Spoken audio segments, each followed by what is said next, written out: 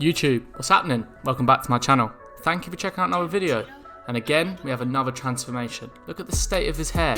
Hasn't had a haircut in 3 months, you're in for an absolute treat. We're going to start this haircut off by wetting the hair down and saturating it fully all the way through. And I'm going to comb it backwards just to make sure that we saturate the underneath of the hair. We're now going to set in a section just at the recession area across the contour of the head. The contour is where the head starts to round into the top. We're now going to come in and take a diagonal section forwards and do some diagonal graduation, making sure our knuckles are facing the bottom of the floor and our fingertips are facing the ceiling. We're going to do this the whole way around the head, including the crown, but as his hair is so straight, we're going to keep the crown a little bit longer and we'll find that later with scissor over comb.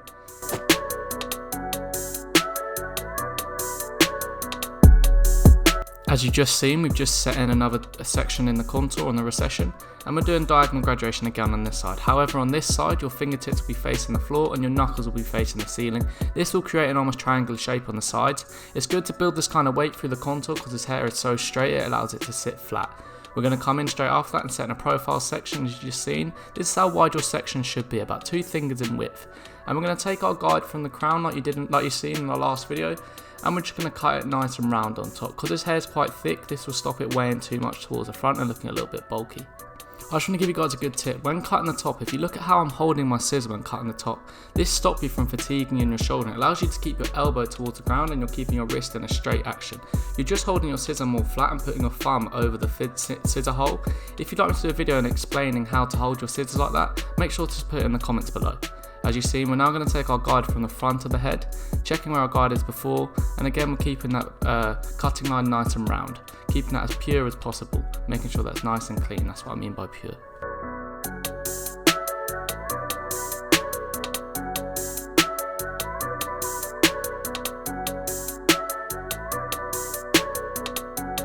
We're now going to come in and cross check. All I mean by cross check is combing the hair in the opposite direction in which you cut it. So if you cut it horizontally, you're going to take vertical sections and you're just checking that all the hair is the same length and there's no odd stragglers that do kind of stick up. If there is, just get rid of those and keep it nice and clean.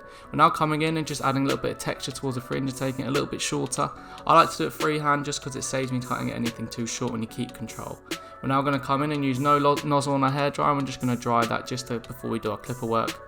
We now come in and just kind of connecting the top into those side contour areas. After that, we're going to follow up and use our 3 guard just to remove the bulk because his hair is so long. Sometimes I'll come in with a 2 or a 2.5, just depending on the length really.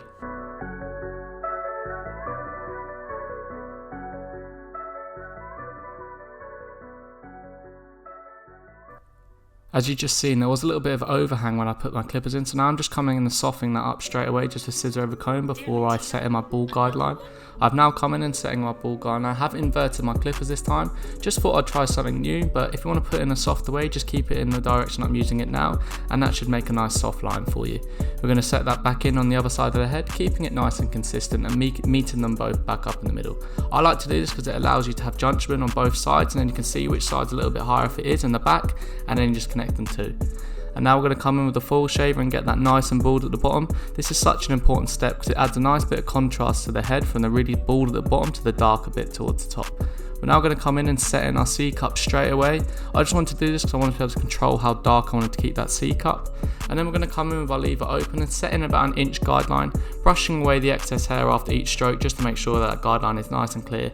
Don't be afraid to go over it a few times to keep it nice and consistent.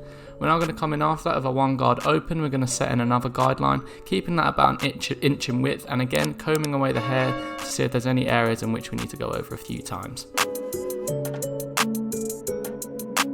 We're now going to come with the 1.5 guard open.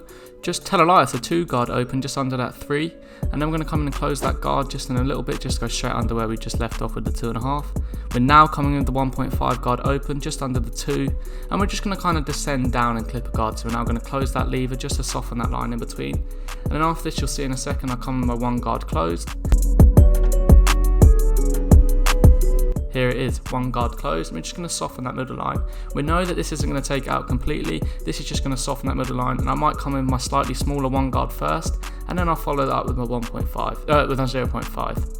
But I'm actually sorry guys, my camera footage actually I didn't capture that. My camera ran out or something, I didn't get that footage. So we're actually going to come into the other side. But for now we're going to do the same steps which you've already seen, but when we come into taking out that bottom line, I'll come and join you again and talk about how we did that.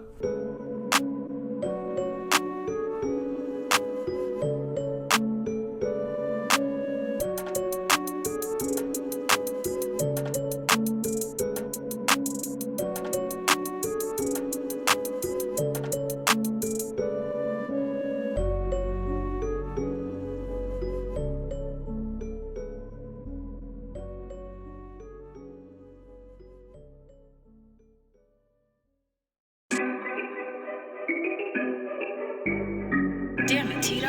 Another one?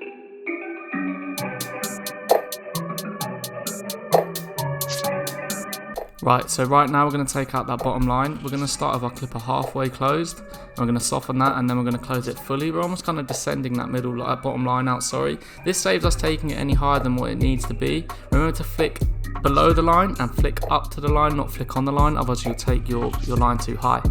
And I like to split that into two sections, partly because I am recording, but it also allows you to keep control. Don't be afraid to open your lever when you need to if you do create slightly another line.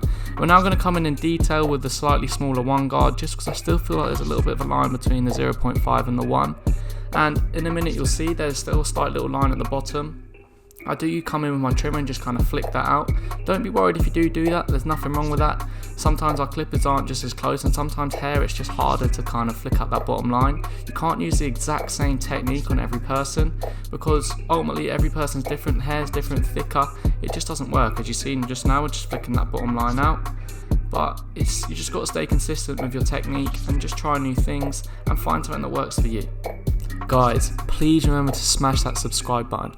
It's crazy, 63% of you aren't actually subscribed. Please go down and smash that subscribe button.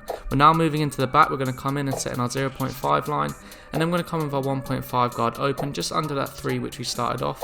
We're now going to come in and close that lever on the 1.5 guard just under where we just left off the 1.5 guard open. And we're now going to come with the 1 guard open just to soften that middle line. And then we're going to follow that up and close that 1 guard. And then we're going to come underneath and remove that bottom line by closing the lever halfway and then fully closing it. And then we're going to come in after that and detail. Guys, it is so important to detail your haircuts. What I mean by detailing is you look away from the blend, you look at a wall, you look at it through the mirror, you rest your eyes for a second, and then you look back, and this lets you see the mistakes that need to be improved. This is such a vital step. When you start doing this more often, you'll see your haircuts will go to the next level. It's crazy. But guys, do me a favour, smash that subscribe button.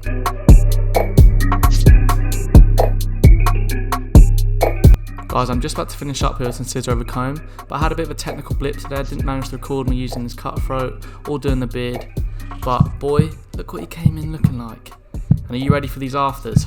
Here it comes. Look at that fade, that is blurry. Also, that has no enhancement. Look how dark we kept that C cup. Guys, if you have enjoyed today's video, please smash that subscribe button, smash that like button, comment down below what you want to see next, and I'll see you soon. Peace.